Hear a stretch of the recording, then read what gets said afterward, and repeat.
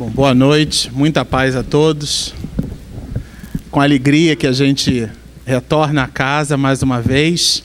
Eu, como já adquiri alguma habitualidade de estar aqui, já me sinto entre irmãos, certamente, mas em casa, né? Então, quando a gente está em casa, a gente está bem à vontade. Eu me sinto de maneira que eu me sinto em casa. E hoje nós vamos conversar sobre um binômio muito significativo, o tema proposto, que exala reflexões a respeito do ser e ter, né? Nós gostaríamos de introduzir esse conjunto de reflexões com as observações de um livro, e eu pedi um pilô, a gente vai usar a lousa ali para poder escrever algumas coisas. Se a imagem estiver pequenininha, vocês falam que daí a gente aumenta ali o tamanho, porque principalmente para quem estiver lá atrás. Eu não sou professor, então não tenho aquelas habilidades didáticas, né, de usar a lousa e tudo mais. Mas o material que a gente trouxe como introdução é o material de um livro chamado No Limiar do Infinito. E essas reflexões, que na verdade são a introdução para o nosso trabalho, ele é de um astrofísico inglês chamado James Smith. Essas reflexões, elas dizem assim: esse astrofísico diz o seguinte para nós. Ótimo, obrigado. Nosso apagador. Tomemos de uma hemácia. Vou fazer um pontinho aqui, ó. Essa é a hemácia. E de propósito não dá para enxergar mesmo, né? Tem alguns que têm um olhar de lince e vão conseguir um ponto preto aqui no branco, né? O que vocês estão enxergando? Tem um ponto preto. Não, um quadro branco. Muito bem. Ele diz, tomemos de uma hemácia. Uma hemácia é uma célula do sangue, né? A hemácia tem... Essa hemácia que ele pede para que a gente imagine tem um tamanho 7 micra. O que é isso? Vamos imaginar que a gente tem aqui, vou fazer aquele furinho, né? Aquela chamada régua escolar.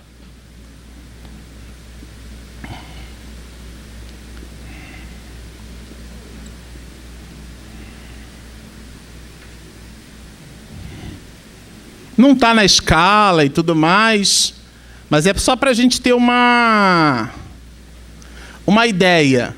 Vamos imaginar a pontinha da régua. Tudo bem? Tá certinho? Já recebi uma aprovação aqui, então tá ótimo, né? Fiquei na dúvida, será que tá certo, né? Cheio de professor aqui. Porque a diferença ou a distância entre mim e vocês é só a posição, porque na verdade a gente está tudo no mesmo contexto, né? Eu não venho aqui com nenhuma autoridade moral ou de conhecimento, a gente veio trocar. Então, muito bem, está certinho, né? Vamos imaginar que isso aqui seja uma régua, ou um pedaço de uma régua escolar, com aquele furinho de acrílico, que até hoje eu não sei para que serve, mas tudo bem. Para fazer compasso e tudo mais. Esse tamanho aqui, essa distância, como é que é o nome que a gente dá para essa distância aqui? Essa distânciazinha aqui, olha. Se a gente fosse ampliar essa distância, ela seria o quê? O milímetro. O milímetro, por quê? Porque é a milésima parte do metro. É 1 metro dividido em 1000 partes. Isso aqui seria 1 centímetro. Né? A centésima parte do metro. Até aí tudo bem? Se a gente pegasse esse 1 milímetro aqui e fizesse muitas divisõezinhas, fizesse na verdade 1000 divisõezinhas, vamos imaginar que tenhamos aqui 1000 divisões, tá certo? E a gente pega um pedaço dessas 1000 divisões aqui e explode esse pedaço. Como é que é o nome disso? Micra, que é a milésima parte do milímetro. Aliás, daí o nome microscópio, né? Vem daí, tá bom? De micra. É a milésima parte do milímetro. Pois muito bem, uma hemácia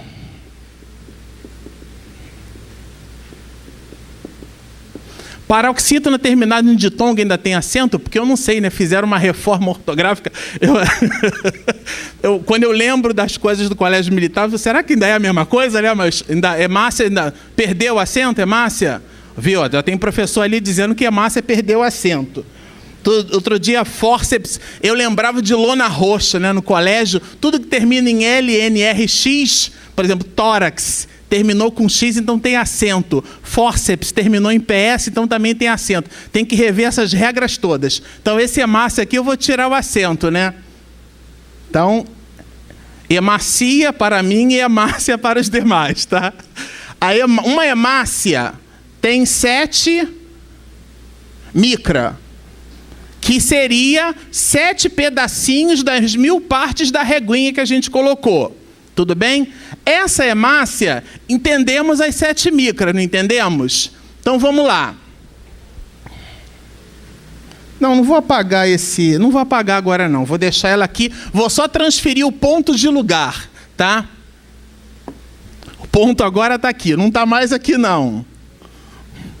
O ponto está aqui. Essa é a hemácia. Aí o astrofísico inglês chamado James Smith disse o seguinte: tomemos uma hemácia. Essa hemácia, ela seria, na proporção da imagem que ele quer passar para nós, que eu vou mostrar para vocês, é o planeta Terra. A órbita que o planeta Terra descreve em torno do Sol, o nosso astro-rei, né? Seria do tamanho da cabeça de um alfinete. Estão acompanhando? A órbita que ele descreve em torno do Sol e o tamanho da cabeça de um alfinete. Aí ele fez as contas e disse, não. A Terra não. Que agora foi, assim como o assento da hemácia, Plutão também deixou de ser um planeta, né? Virou planetóide, bichinho, tá de olhar para ele, muito pequenininho. Você não é mais planeta não, você é planetóide. Mas esse planetóide que descreve um périplo em torno do Sol, esse diâmetro que ele descreve seria então como sendo o nosso sistema solar e, portanto, uma moeda de 20 cents. Como ele era em inglês, 20 cents. Para nós aqui, comparando, eu fiz esse exercício, seria uma moeda de 10 centavos, nossa. Mas não a moeda de 10 centavos, aquela antiga não, a mais novinha, né? Pois muito bem.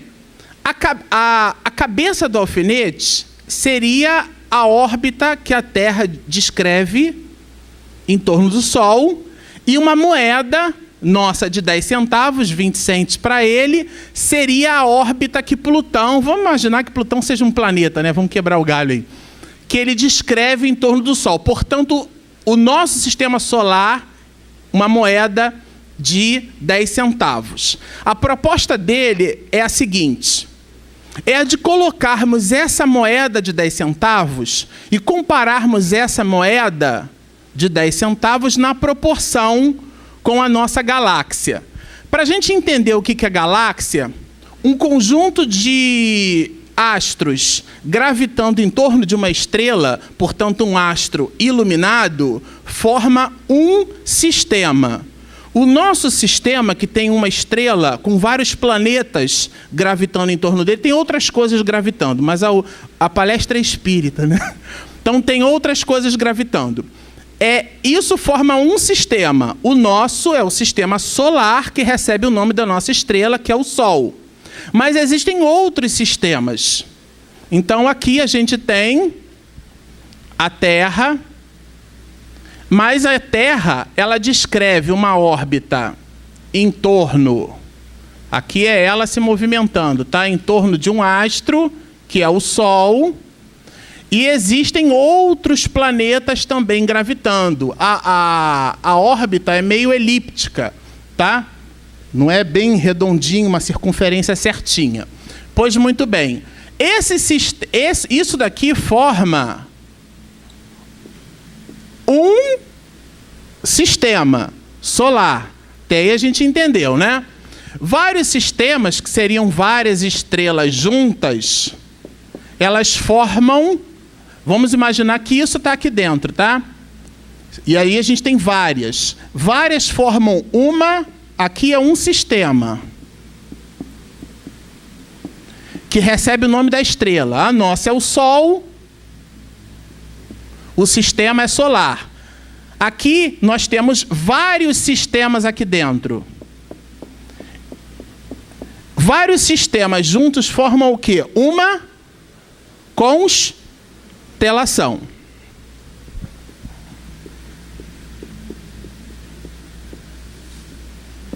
Bom, só que nós também poderemos ter várias, milhares, na verdade, de constelações reunidas. Essas milhares de constelações reunidas formam o quê? Formam uma... vou escrever com acento, mas vocês me perdoem, tá? Que eu não consigo escrever paroxítona sem acento. Mas também não tem. Tem? Morreu também, né? Não sei. Bom, formam uma galáxia. A nossa galáxia, que parece, né, pela descoberta, pela fotografia do telescópio Hubble, parece uma mancha de leite. Portanto, recebe o nome de Via Láctea, como se fosse uma mancha de leite, né? A nossa galáxia tem aproximadamente 200 milhões de estrelas. Se uma estrela como o Sol carrega 7, 8 planetas e mais alguns asteroides, a gente fica imaginando as outras estrelas e quanto isso não dá de planeta. A nossa galáxia, que é uma mancha de leite assim no universo, né? Ela ficaria mais ou menos... existem muitas aqui. Ela ficaria mais ou menos nessa região aqui, o nosso sistema solar. Se nós resolvêssemos viajar daqui até essa ponta aqui, nós levaríamos aproximadamente 100 mil anos-luz. Um ano-luz é uma pessoa viajando, correndo a 300 mil quilômetros por segundo. Tá? Aliás, 100 mil não, 100 milhões. É um pouquinho mais. Bom, isso daqui é uma galáxia. Quantas galáxias nós temos no universo? Contado até aí, por estimativa, algo acima de 200 milhões de galáxias no universo. Aí, isso em 1940 e pouco, Einstein disse o seguinte para a gente: não, mas tudo isso é um universo, porque existem milhares de universos no universo. Mas aonde nós estamos? Dentro da hemácia, que mede 7 micra. É ali que nós estamos. Esse, inclusive, é um dos raciocínios que nos faz pensar que, certamente, existe vida como a nossa em outros planetas. Porque não faz sentido Deus construir tudo isso para a gente ficar olhando de noite e achar bonito. Tá certo? Mas isso é uma outra discussão, é uma outra palestra, é um outro conjunto de observações. O que a gente quer chamar a atenção aqui é que nós estamos inseridos num contexto macrocósmico que a gente não se dá conta. E nós nos assenhoramos das coisas e nos colocamos senhores e donos de uma verdade que não possuímos. Quando a gente olha para a natureza, para o macrocosmo, que é o exercício pequeno que a gente está fazendo aqui, nós observamos que pequenos somos nós. Nós estamos inseridos dentro de um contexto. Quando a gente observa esse contexto e a gente percebe que, de fato, nós, por maior seja a nossa potência, enquanto espírito construtor, nós somos pequenos demais diante da grandeza do universo, esse exercício já nos coloca no nosso lugar. Não como um traço de humildade, não, mas como uma posição real do que efetivamente somos. E esse é um exercício de uma análise cósmica. Não é um exercício transcendental. As reflexões que nós gostaríamos de trazer na noite de hoje não são nem essas. Essas são reflexões racionais. E quando nós, a exemplo de James Smith, que coloca a Terra como um elemento, como sendo um pedacinho de 7 micra, e ele faz uma comparação importante. Ele diz o seguinte: o nosso sistema solar seria essa moeda de 10 centavos que a gente colocou, tá? Posicionada em qualquer lugar no extremo norte da América do Norte ao extremo sul da América do Sul.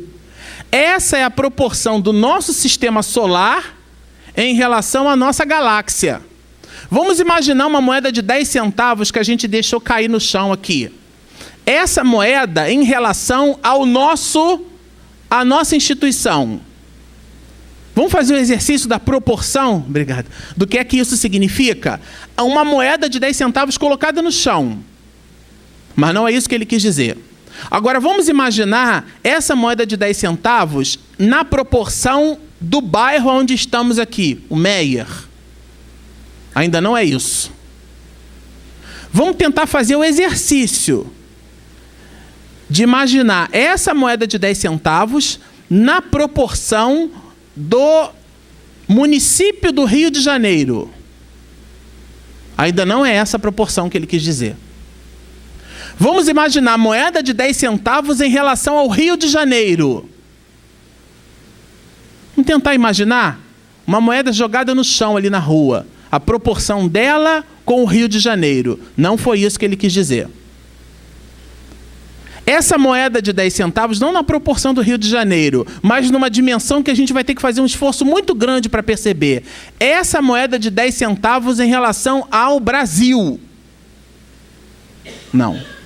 Ele disse uma moeda de 10 centavos de 20 cents colocada em qualquer posição do extremo norte da América do Norte ao extremo sul da América do Sul. Essa é a proporção do nosso sistema solar em relação à nossa galáxia. E isso é uma galáxia. Estamos falando de uma galáxia. Porque temos mapeadas mais de 200 milhões de galáxias. Percebem como é tudo muito grande? E nós não somos nem a hemácia. A gente está dentro da hemácia aqui nesse exemplo. Nós estamos aqui. E dentro dessa hemácia existem existem mais espécies de insetos na face da Terra do que estrelas no céu. Da qual a raça humana é uma das espécies. E nós nos movimentamos no globo terrestre, apertando a buzina do carro, porque parece que existe um mecanismo avançado, onde a nossa buzina faz com que o carro da frente ande mais rápido, né? Deve ser um negócio assim. A gente aperta a buzina, o outro avança. Deve ser a tecnologia Bluetooth. Não é nem 4.0, é 40.0, né? Você aperta a buzina e o outro carro anda mais rápido. Você levanta o braço e deve ser aquele mais do que o Xbox 360, né? Você gesticula, o outro já entende os gestos e já se movimenta. Os nossos desejos e as nossas exasperações é como se fossem ordens para os outros. Então, diante desse macrocosmo gigante, nós nos movimentamos dentro dessa hemácia como se fôssemos senhores da verdade. Aí, por conta disso, ou melhor, para que evitemos, nos movimentemos assim, Joana de Ângeles traz nesse livro, e o nosso bate-papo hoje vai gerar todo em torno dele, o homem integral. A gente estava até conversando aqui no início sobre o livro, né? Uma série de reflexões justamente para nos fazer perceber, de fato e de direito, que nós não somos, como dizia Raul Teixeira, a última Coca-Cola do deserto, né? Aí eu ainda acrescentei assim a metáfora dele, gelada e ainda por cima, né? A pessoa acha que é o que há, ela se acha a dona da verdade, a dona da razão. Quando chegar em casa eu vou falar para ela porque ela vai ver só. Ah, ele fez aquilo porque eu disse para ele. Como se o comportamento dos outros representasse um controle remoto que fica nas nossas mãos. Joana de Ângeles chama isso daí e é ela que chama, não sou eu, de infantilidade psicológica. Que é a característica que, felizmente, ainda muitos de nós possuímos, de conjugar o verbo amar em cima dos nossos interesses. A gente vai conversar sobre isso. E ela começa aqui, olha. Eu peguei trechos pequenos para não ficar enfadonho, para a gente ficar lendo, imagina. E então a gente vai ler pedacinhos e vai conversar sobre aqueles pedacinhos que a gente separou, tá certo? Ela começa assim, em mecanismos de evasão, na parte que trata sobre maturidade psicológica. Joana de Ângeles traz a seguinte abordagem. A larga infância psicológica das criaturas é dos mais graves problemas na área do comportamento humano. A infantilidade psicológica, e ela discorre sobre isso, é a característica que muitos de nós temos de achar, porque é como a criança, que tudo gravita em torno da criança. Então a chupetinha cai, a gente lava e entrega. Está na hora de comer, a gente vai lá e serve.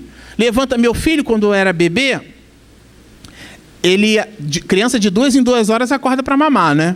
Então 5 para 1, 10 para 1, eu ficava em pé assim, em frente do berço dele. E ele dormindo.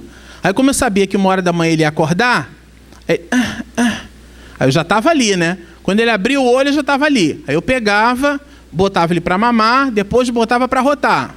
Aí levava para a cama. Aí 3 horas da manhã eu sabia que ele ia acordar. Aí tem um relógio biológico estranho que a gente acorda, né? Pai e mãe tem um negócio estranho dentro da gente, né? Aí o reloginho acordava, a gente levantava. Quando ele levantava, eu ficava prestando atenção nele. Vai acordar 3 horas. Aí quando ele abria o olho, ele me via ali, né? Aí pegava 6, 7 meses assim. Eu já chegava no trabalho, o olho fundo, né? Igual um zumbi, né? Porque o meu filho ali... De maneira que a criança, a gente oferece tudo para ela. Que é um ser que necessita da gente. E qual que é a comparação da infância psicológica que a Joana quer mostrar para a gente com essa metáfora da criança, né?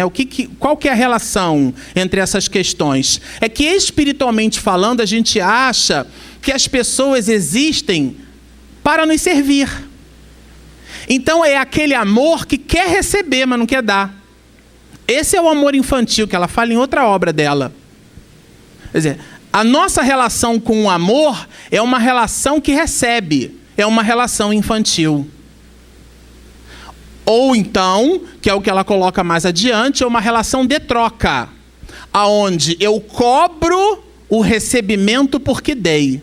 São mecanismos de infantilidade. Porque a criança, depois que cresce, que já não fica mais no berço, ela começa a negociar com os pais, os favônios. E é a forma como, muitas das vezes, nós nos movimentamos como crianças espirituais. A gente dá esperando receber. O que é importante ressaltar nesse aspecto é o seguinte. Existe um orador espírita chamado Camolese, Estevão Camolese, que ele fez um trabalho em São Paulo, que a gente isso tem muitos anos isso na década de 80, que ele fez uma brincadeira. Ele disse assim, ele pegou uma pessoa no público, né, e perguntou, se você tivesse $1 milhão para me emprestar, você me emprestaria $1 milhão? Aí ele brincou com a pessoa e falou assim, ó, faz de conta que você não tem, tá? Eu disse, bom, se eu não tenho $1 milhão, eu não tenho como lhe emprestar. Ah, e você? Eles estavam em São Paulo, aquela sua casa na praia em Santos, aqui seria em Angra dos Reis, ou enfim, né? Você pode me emprestar a chave do seu imóvel para eu passar um final de semana lá com a minha família? Mas olha, faz de conta que você não tem. Se você não tem, você tem como me emprestar? Não. Aí qual que é a relação? Na vida é assim, a gente só dá o que tem. Então, eu só posso dizer que amo alguém se eu tenho amor em mim. Porque eu não posso dar o que eu não possuo. Tenho pressão alta, tenho diabetes. Aí eu como coisas com muito açúcar ou então como coisas com muito sal. Eu não me amo. Tem um exercício de autovalorização que eu preciso construir em mim. Às vezes, nos submetemos a trabalhos completamente inócuos ou desnecessários, porque viemos de outras religiões onde a gente acha que fazendo muitas coisas, que a quantidade do que se faz, não, segunda eu estou no centro tem sopa, não, terça tem mediúnica, quarta tem assistência e promoção social, não, mas você acha que eu não vou na quinta? Vou sim, eu chego no centro 8 horas da manhã e saio de lá 10 horas da noite, lá eu faço campanha do quilo, lá eu separo donativo, está tudo muito ótimo, mas lembretes de Jesus de que vale salvar o mundo e perder-se a si mesmo, porque o que vale não é a quantidade do que a gente faz, é a luz que acendemos em nós para ascender em direção a Deus. Porque a gente pode fazer tudo isso com sovina, com mecanismo de tristeza. Semana passada, a Luzia Matias, lá no ICEB, falou sobre isso muito bem, né? Ela disse o seguinte, tem gente que tem uma postura masoquista. Ah, minha filha, eu fiz a minha cirurgia, fiquei 6 horas na mesa cirúrgica e foi complicado. Ah, eu não, eu fiquei 9. E ainda fui para a CTI. Quer dizer, é aquela característica que a gente tem de... Não, o seu sofrimento não é maior do que o meu, não. O meu é maior. Porque a gente implícita, inconscientemente acha que para se dar bem, para ser feliz, eu preciso sofrer. Não, não, não. O sofrimento é uma opção nossa. Milton Menezes, no prefácio da página de rosto de Milton Menezes, que é um psicoterapeuta espírita, ele coloca assim, a dor, muitas das vezes, é inevitável. Sofrimento, não. Porque o sofrimento é uma opção da criatura. É a forma como ela reage diante da dor. E isso é de criatura para criatura. E Deus não quer que nós soframos. Ele quer que aprendamos. É diferente. E aí, infelizmente, o mecanismo da dor aparece como instrumento de soerguimento. Porque parece que a gente não consegue aprender diante das adversidades se não nos emolarmos diante das circunstâncias. Então, a dor, que é um instrumento pedagógico para o estágio evolutivo do planeta Terra, porque em outros mundos isso assim não é, tá? A dor é uma circunstância da nossa condição evolutiva. Mas depois, o nosso exercício vai se fazendo em outras esferas, sempre mantendo a caridade, a tramitação mútua de benesses entre as pessoas. Porque nos mundos ditosos tem caridade, e no entanto lá não tem sofrimento. Os espíritos são caridosos uns com os outros, porque você não precisa ter miséria para ter caridade, não. Mas é a caridade exercida num outro estágio. No nosso plano evolutivo, em função da nossa infantilidade espiritual, aí é que é o ponto. Nós ainda precisamos desses mecanismos. Mas na hora que acordarmos, já não precisaremos mais deles. Mas ela continua. A gente tem até 10 horas, não é isso? Olha... Acreditando-se ela, a pessoa, credora de todos os direitos, cria mecanismos inconscientes de evasão dos deveres. Porque assim, o infantil espiritualmente é aquele que acha que como as pessoas estão ali para servi-lo, ele não tem deveres para com nada. Tudo gira em torno dele. Há muitos anos, isso tem muitos anos, eu frequentava uma casa espírita em Santa Cruz, na Rua General Olímpio, número 607. Chama-se Centro Espírita Luz e Caridade. E lá tive a felicidade de conhecer uma moça, namorei com ela quase 2 anos, Janine, o nome dela, um anjo. Depois viajou para o Mato Grosso, nós perdemos contato. Mas a família divertida, eram aquelas famílias assim com... o pai e a mãe tiveram 13 filhos e os filhos tiveram muitos filhos, então aquela família com 70, 80, e eles resolveram me convidar para passar um final de semana num sítio. E era muita gente, eram mais de 100 pessoas asseguradamente, uma família, com várias gerações ali. No dia anterior, eu acompanhei os preparos. Então, um fazia o arroz, a outra fazia a salada, a outra família fazia isso, a outra família fazia aquilo. Aquele monte de tupperware, de pote com um monte de comida, vários carros chegando. E a mãe da Janine passou praticamente o dia inteiro na cozinha preparando as coisas. Quando nós chegamos, os homens foram jogar gamão e buraco, né? Um jogo de cartas. Enquanto as mulheres ficaram na cozinha. De 7h30 a 8 horas da manhã, porque às 5 horas nós nos deslocamos para aquele sítio, às 7h30, 8 horas da manhã, até mais ou menos meio-dia e alguma coisa. Bom, nesse meio-dia e alguma coisa, as mulheres se revezavam para dar comida em torno de 30 a 40 crianças, nas suas mais variadas faixas etárias. E era sal caindo, refrigerante derrubando, criança chorando, um pegando a comida do outro, e pega com a mão e faz, esfrega no cabelo, e aquela alegria familiar, né? E as mulheres ali contornando aquilo tudo. Depois que as crianças almoçam, então chega a vez dos adultos. E começa-se pelos homens. E o salheiro, há uma distância de 1,5 m, 2 metros, e aí não dá para pegar com mulher. Pega o salheiro ali para mim. Mulher, olha o seu filho ali, porque nessas horas já não é mais dele, né?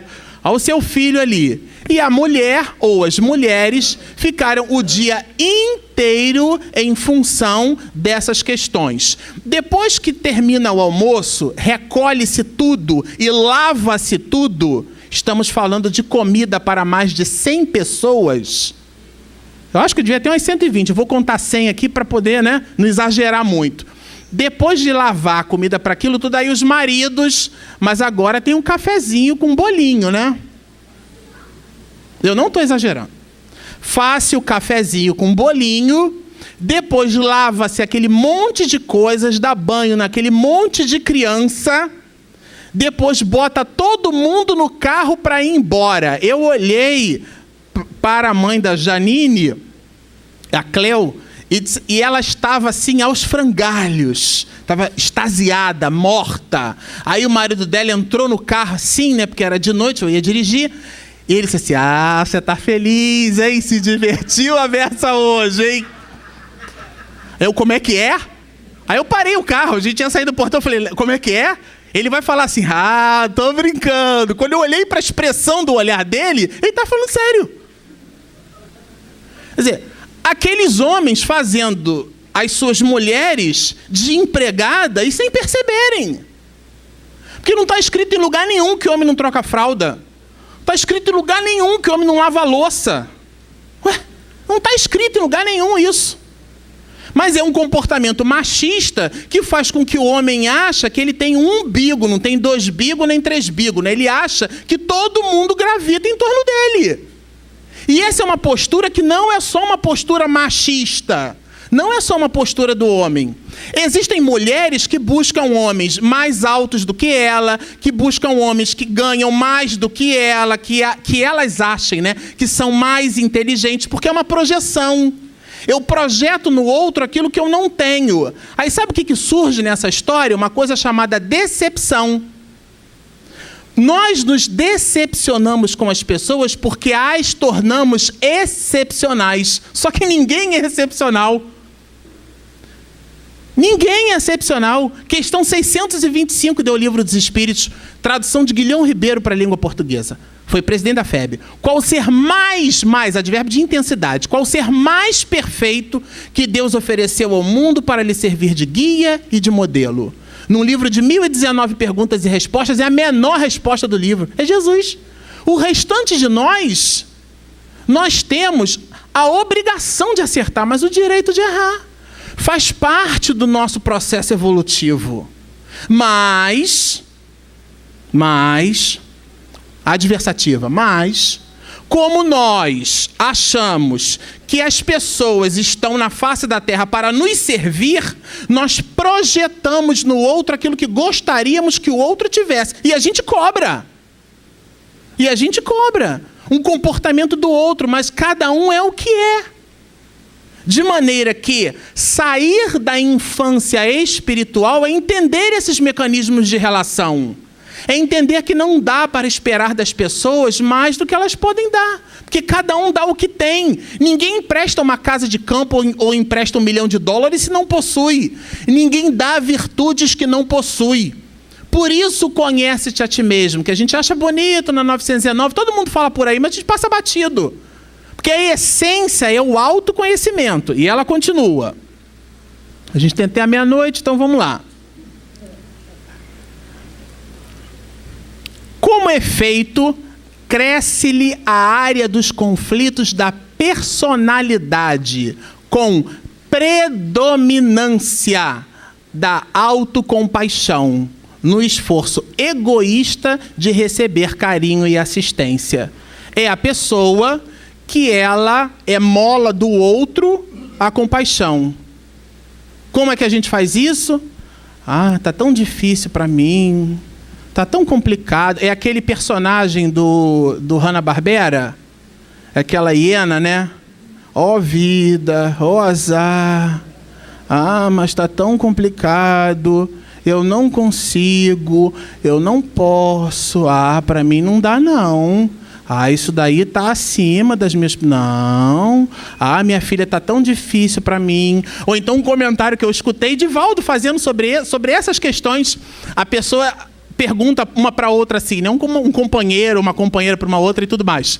E aí, como é que está? E a pessoa responde assim... tá mais do que eu mereço, minha filha. Que é a pseudo-humildade, né? Porque se está mais que merece, então Deus está dando mais do que a pessoa necessita, né? O que é um paradoxo em termos de linha de raciocínio. Porque a gente na vida tem exatamente aquilo que a gente precisa, nem mais nem menos. As dificuldades, questão 132 do Livro dos Espíritos. Qual é o objetivo da encarnação? Para que a gente está aqui? Qual que é o objetivo da encarnação? Fazer com que o espírito chegue à perfeição. Mas, para tanto... E eu coloquei isso com 17 anos de idade no meu vestibular, né? Porque a palavra é assim. Mas, para tanto, precisa passar pelas vicissitudes... A espírita fala vicissitudes da existência terrena. Pelas dificuldades. O que é isso ligando a tecla SAP? É o banco cheio... É o engarrafamento... É você passar na rua e o cara com um carro assim... Pega a roda do carro e... Aí molha você todo. Eu uma vez fui militar, tava com um picolé de coco no ônibus, né? Ali e tal, não podia amarrotar.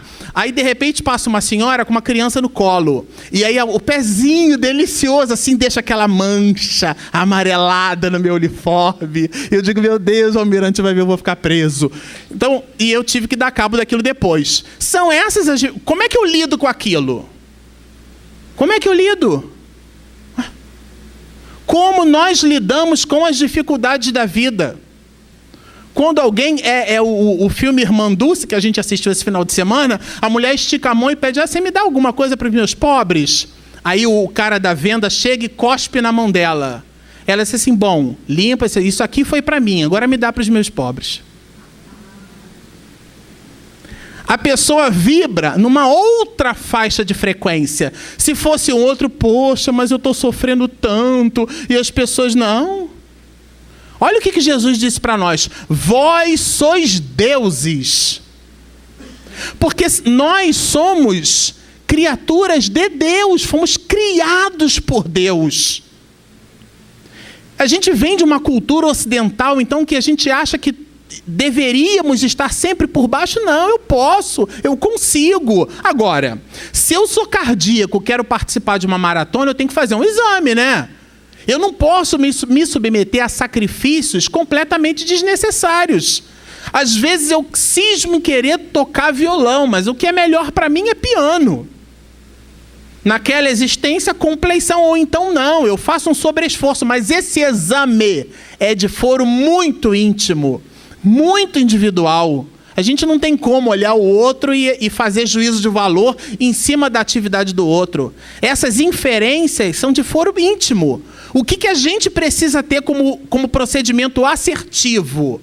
É buscar uma faixa de pensamento e de frequência sem ser o da criança, que para comer tem que receber o alimento.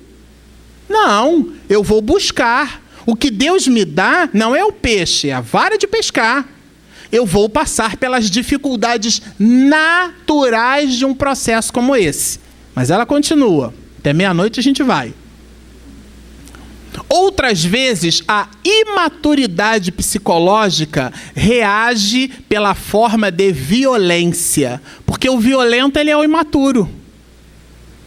A violência é uma capa, como traço da nossa personalidade, que vem do grego persona ou máscara.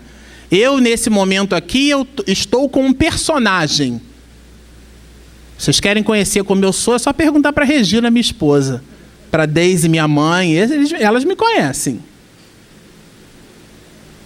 Porque a minha essência, a minha realidade é espiritual. Nesse momento aqui eu vivo um personagem, uma pessoa. Mas a minha essência não é... Eu não sou o Marcelo, eu estou. Porque eu reencarno em condições socioeconômicas distintas, em posições na sociedade que estejam alinhadas com a minha necessidade de crescimento espiritual. Então, de acordo com o meu planejamento espiritual, a forma como eu me movimento hoje, com a minha condição socioeconômica, com a cultura ou com a falta dela, tudo está alinhado com o meu propósito. O que a gente precisa observar é o seguinte também, que é o que o Evangelho chama de causas atuais e causas anteriores das aflições. A pessoa resolve fazer um vestibular para medicina. Na minha época era 60 por vaga. Agora no Enem eu não sei como é que é mais, que mudou um pouco a dinâmica, né?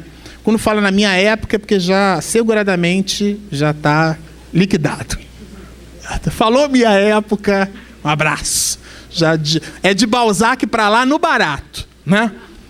Mas na minha época, o vestibular tinha relação candidato-vaga. E medicina sempre foi muito concorrido. Hoje ainda o é. Tem que ter pontuação alta no Enem. Pois muito bem. Se a pessoa escolhe medicina, existe o ônus e o bônus da escolha. O bônus é a conquista e o ônus é o exercício por buscar. Então, enquanto aos finais de semana todo mundo está indo à praia, todo mundo está indo para night, para balada, para um monte de coisa, aquela pessoa que escolheu, ninguém botou uma faca no pescoço, ela que quer. Ela vai ficar estudando. Mas vai ficar estudando sem pesar. Estou estudando, né? Fazer o quê? Medicina, tão complicado. Não, então ela não quer. Então não quer. Porque as nossas escolhas, as nossas atitudes estão na razão direta das nossas escolhas. Quando as nossas atitudes não refletem o que escolhemos, é porque não escolhemos.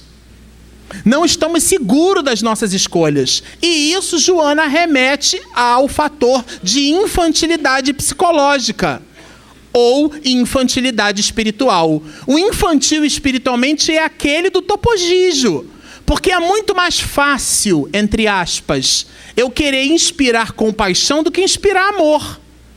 Mas nós podemos inspirar amor. Então, nós fazemos uma leitura de nós mesmos um pouco equivocada. A gente entra numa seara em que a gente chama a atenção das pessoas por um fator de escolha que nós mesmos, tadinho, né? Ele não sai de casa, só vive estudando, como se estudar fosse algum prejuízo. O nosso patrimônio é o intelecto moral. Eu saio ali agora, o ladrão vai e rouba minha mochila. Ele não levou nada meu. O que é meu é o que eu conquistei. O que eu conquistei ninguém leva. É o que Jesus lembrou. O ladrão não rouba, a traça não rói, a ferrugem não consome. O que é isso? São os nossos valores. Isso ninguém tira de nós.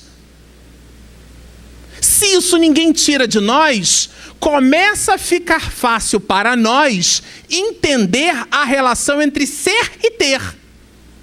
Porque as coisas materiais, elas são transientes. Elas não são permanentes. O que é permanente é o que eu conquisto.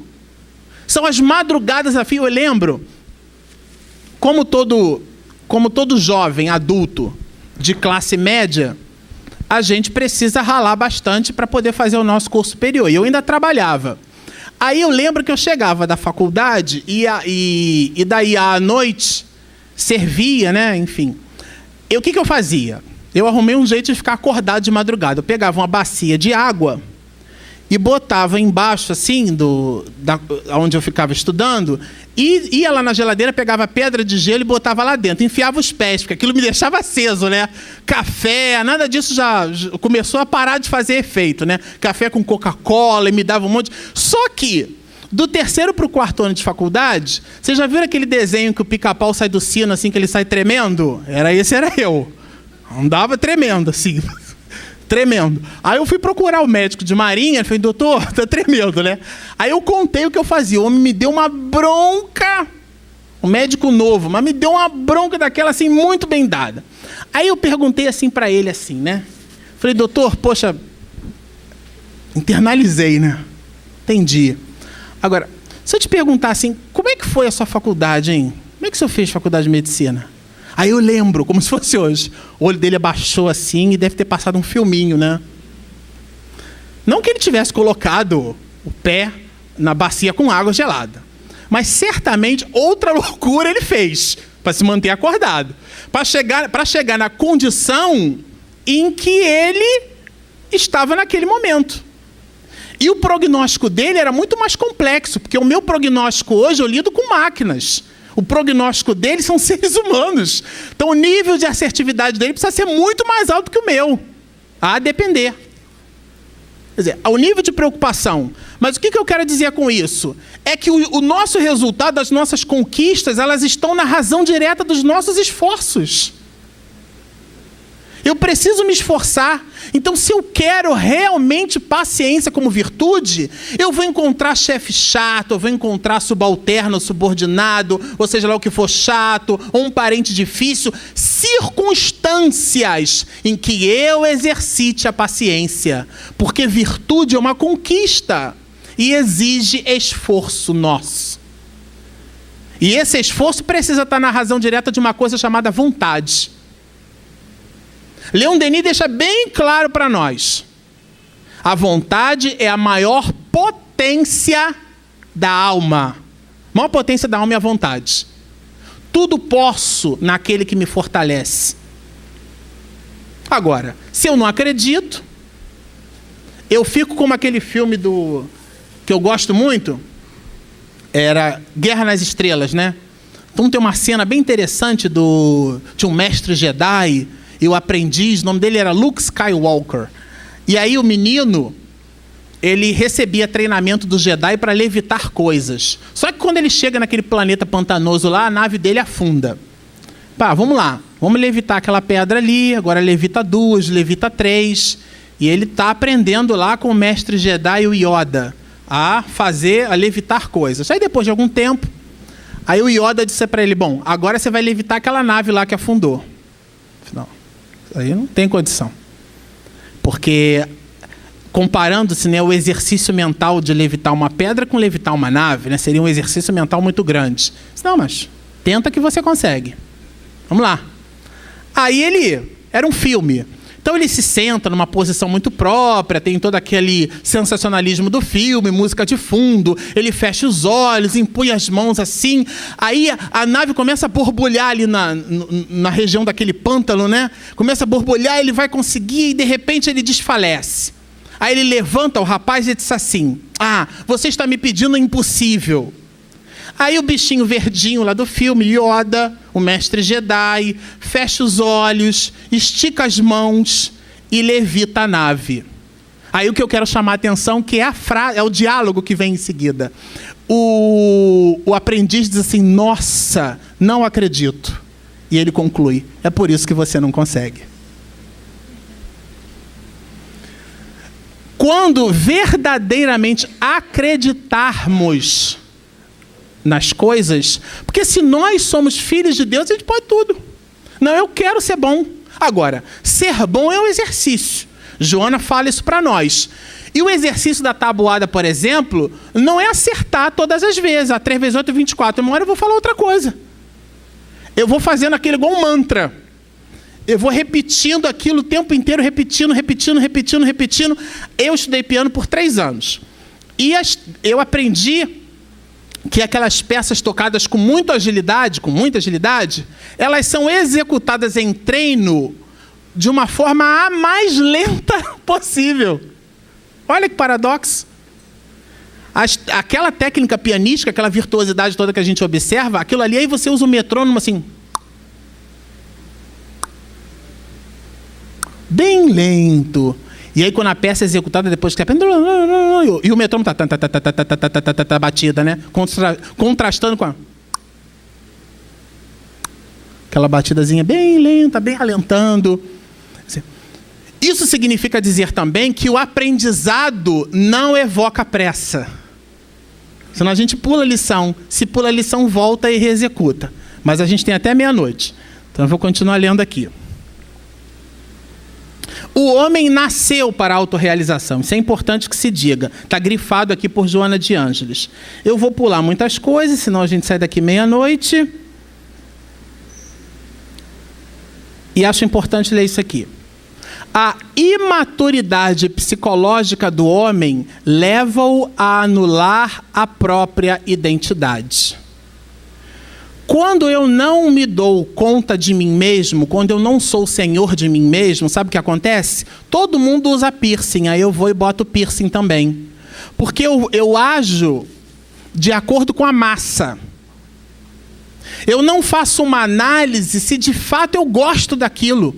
Possa até ser que eu faça porque goste, mas eu ajo por um impulso, por um automatismo da sociedade. Então são aquelas piadas no trabalho que às vezes todo mundo faz, e é uma piada que é uma jocosidade em cima do outro, que é homossexual. Bom, eu sou espírita, aquilo ali não faz parte do meu modo de vivente. Não é que eu vou querer ser puritano, não. Mas eu vou buscar ter atitudes que estejam alinhadas com o meu propósito de vida. Aquilo não faz parte do meu propósito. Ainda que lá no fundinho eu dê aquele sorrisinho de Mona Lisa, sabe? De cantinho de boca, tipo, eu gostei da piadinha. Mas eu preciso entender que ela não faz parte da minha estratégia de vida. Porque o nosso nascimento ele tem uma estratégia. O que eu quero para mim? E aí eu vou buscando e retirando do caminho cenários e situações que não fazem parte da minha estratégia evolutiva. Tenho tendência ao alcoólico. Não vou participar de festas, ou não devo, seria bom que eu não participasse de festas que tivesse bebida alcoólica livre. Ou que eu recebesse convites para ir para bares com pessoas que lá a bebida alcoólica é servida livremente. Eu tenho problemas com aquilo. Então, não vou participar. Na faculdade, o que eu levei de gente de carro para casa, e aí você fica tomando refrigerante. Na primeira meia hora, depois, 1 hora, 2 horas depois com todo mundo, as pessoas riem da mosca que pousou na mesa, porque está todo mundo alcoolizado. E aí você vê quão ridículo nós nos tornamos. Quer dizer, é a busca de uma alegria baseada no entorpecente. A nossa proposta tem que ser outra. Não é que a gente quer ser melhor do que ninguém. Porque a nossa felicidade, a gente entende que ela é endógena. Ela vem de dentro para fora. E não é um processo químico exógeno, fantasioso, que vem de fora para dentro. Eu faço a ingestão da bebida e crio um torpor que é físico, que anula temporariamente as percepções da alma. Portanto, é uma falácia. O cara esperto, que colocou como trajetória de vida a evolução, ele vai buscar, pode nem sempre conseguir, mas é uma meta. Ele vai buscar ter uma vida reta, digna. Às vezes não consegue. É um ser humano. Tem o direito de errar, mas tem a obrigação de ser feliz. E só se é feliz acertando. Então ele começa a perceber que as coisas materiais que estão à volta dele servem-lhe para o seu aprimoramento moral. Porque quando ele desencarna, ele não leva nada disso. Ele leva o patrimônio que ele conseguiu aquilatar. Ele não leva coisas. E como a gente não entende isso, vocês querem ver? Agora a gente está próximo do Natal. Aí sabe o que a gente faz? A gente coisifica o amor. A gente compra qualquer perfume da Boticário e dá para qualquer pessoa. A gente fica. Esse final de semana eu fui com a minha mulher ao cinema, e o cinema lotado, todo mundo carregando bolsas de compras e tal. Me lembro de uma colega de turma que ela passou mais de 20 anos sem falar com o pai. Uma situação difícil lá, que tal, detalhes. E ela escolheu não falar com o pai. E o pai também não falava com ela. Então vocês ficam imaginando como é que era isso. Mais de 20 anos. Obrigado, meu amor. Mais de 20 anos. E aí, foi se aproximando o Dia dos Pais, eu disse assim para ela. Ela sabia que eu era espírita, ela era simpática e tal. Mas você não acha que você devia falar com seu pai? Marcelo, eu não consigo. Consigo. Porque ele fez isso assim, assim. Eu falei, não quero nem saber o que ele fez, ou o que você respondeu, ou como é que foi, deixou de ser. É teu pai. É teu pai. Isso não é por acaso. No planejamento espiritual de vocês dois, vocês se permitiram essa condição. Não sei, é difícil, ele também. Tenta. E de tanto, com um mantra lá, chegou o Dia dos Pais, e aí no outro final de semana, parece que ela viajou na outra semana, teve um recesso na faculdade, enfim, nós nos vimos. Aí eu fui perguntar para ela como é que foi. E aí, como é que foi com seu pai? Ela disse assim, olha, eu cheguei na cozinha, ele estava lá bebendo água. Aí eu rodeei, ele ficou parado ali. Eu vi que ele estava enrolando também. Aí eu perguntei para ele se ele já tinha acabado, Posso beber água? Aquela coisa assim, meio entrecortada. E ele liberou o filtro, mas ficou ali. E aí eu peguei água e, de repente, eu larguei aquilo tudo e dei um abraço nele.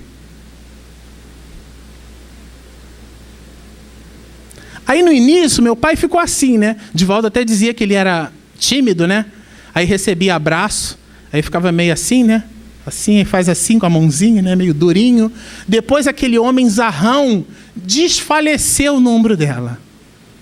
E os dois, juntos, pai e filha, no Dia dos Pais, começaram a chorar. Mas ela não deu um perfume para ele. Sabe o que ela fez? Ela se deu. Saiu da zona de conforto, dar-se, no lugar de dar coisas. Como a nossa sociedade ainda não entendeu isso, o que a gente faz? A gente coisifica o sentimento. E daí, quanto maior, mais caro é o presente, mais importante é o sentimento. Isso não é verdade. Isso não é verdade.